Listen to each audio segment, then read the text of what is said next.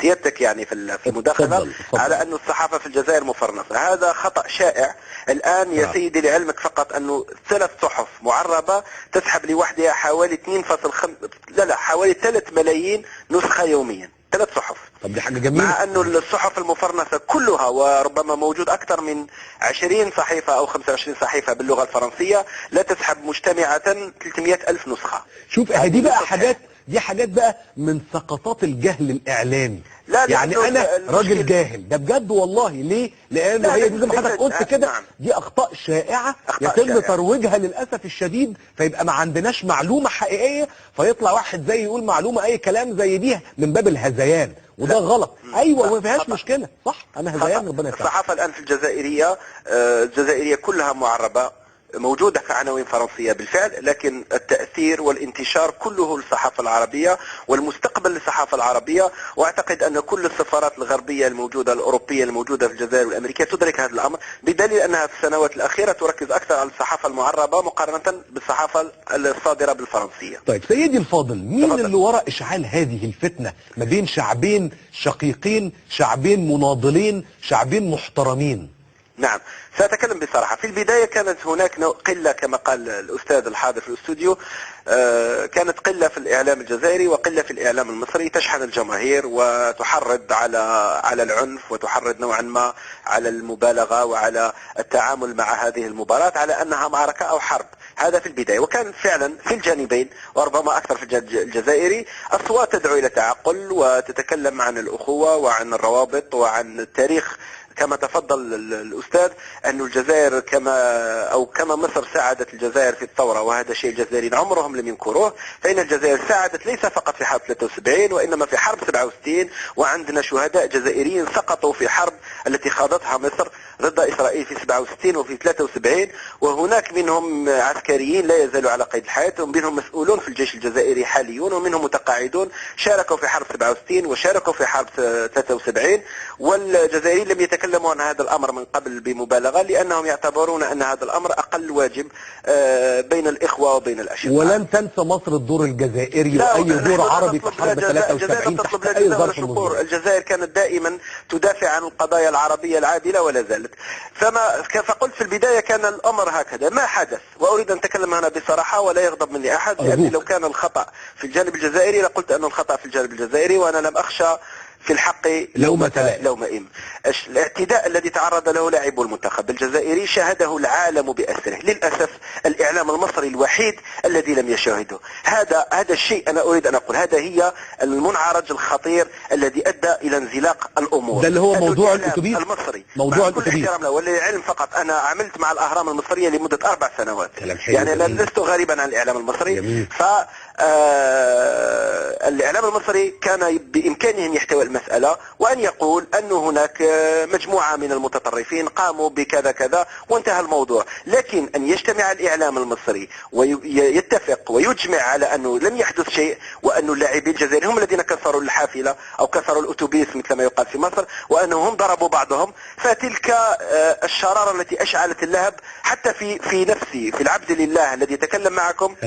أنا نفسي فقدت صوابي، لأن كل الناس يعني بما تفسرون مصر بكل ما لها من تقدم في الفضائيات والإعلام والصحافة تخفي صورا شاهدها العالم بأسره. أريد فقط إجابة لهذا السؤال، لماذا أخفى الإعلام المصري تلك الصور؟ أنا مش المحامي بتاع مصر. لا أنا لا أهاجم، بس أنا هقول لك حاجة حلوة. لا ده أنا هقول لحضرتك حاجة حلوة. ماشي، تعالى هسلم معاك إنه هذه الواقعة حدثت بالفعل، وإنه حصل اعتداء على الباص او الاتوبيس اللي كان. يا سيدي انا هسلم معاك والله يا استاذ كمان، ماشي حصل، وان كان ده مش اعتراف مني انا ما اعرفش، لكن هقول ايه معاك، هنفترض انه حصل خلاص.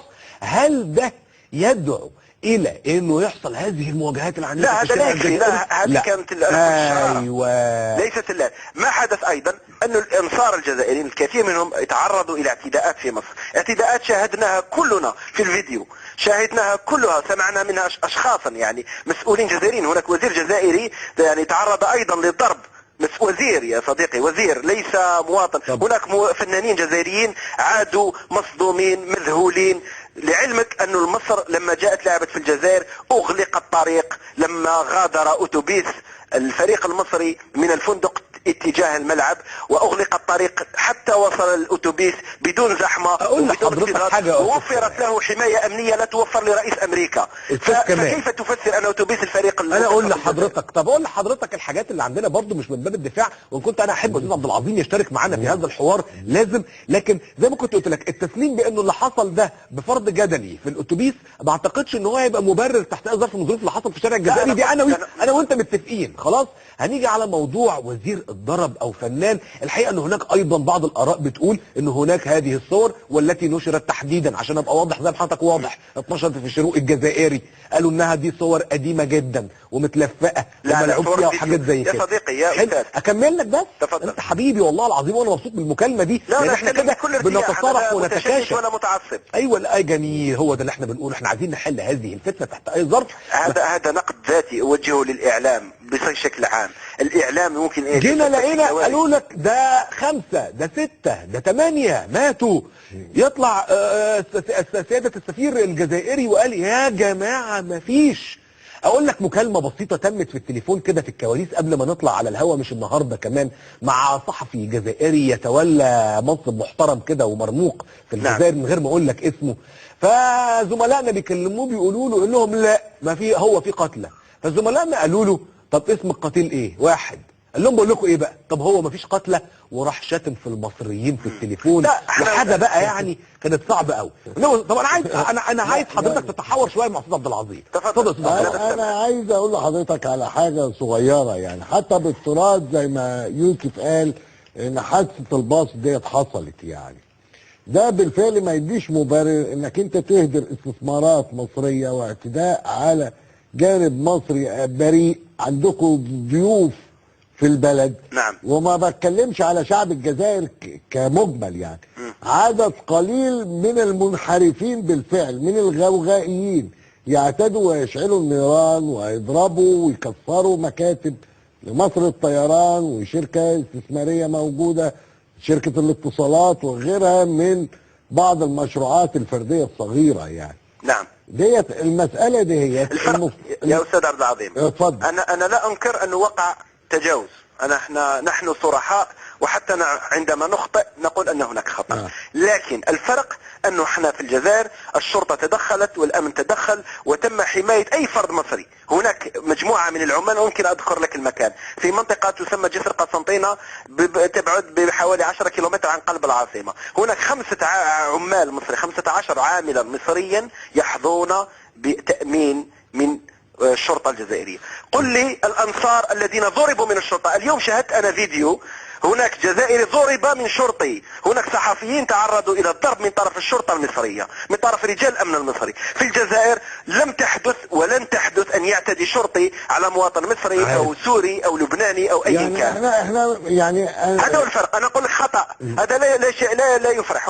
هناك أنك لما قلت أنت تفضلت وقلت غائيين، عندما يحدث تجاوز من الصعب أنك تتحكم في كل الناس، لكن بعد ذلك وقع تحكم تام. أنا نفسي تنقلت أمس إلى مقر شركة الاتصالات التي تحدثت عنها، ووجدت هناك جيش من الشرطة، وأقول جيش من الشرطة الجزائرية يقفون في عرض الحر لحماية هذه الشركة. وانا عارف انه ده حصل، ومتاكد انه ده حصل، ومتاكد ان الامن الجزائري ما بيغمضلوش عين غير لما يبقى متاكد تماما ان كل المصريين اللي موجودين هناك زي الفل. زي ما انا برضه عايز اكد لك، وان كنت انا مش عايز امشي في هذا الاتجاه. انا اعطي معلومه ربما الامور نوعا ما مشوشه. لم يصب اي مصري باذى. صحيح ان هناك ممتلكات عموميه، شركات، يعني عايز تقول لي مفيش مصريين اتصابوا باذى، لكن في جزائريين في مصر اتصابوا باذى يا استاذ كمال. لا خلاص، واحنا كمان عندنا ناس اتصابت باذى. كما قال الاستاذ، انا اريد اسم واحد جزائري قتل، انا اقول لك اريد اسم واحد مصري وصورته مجروح. انا ممكن هجيب لك الاسامي ده.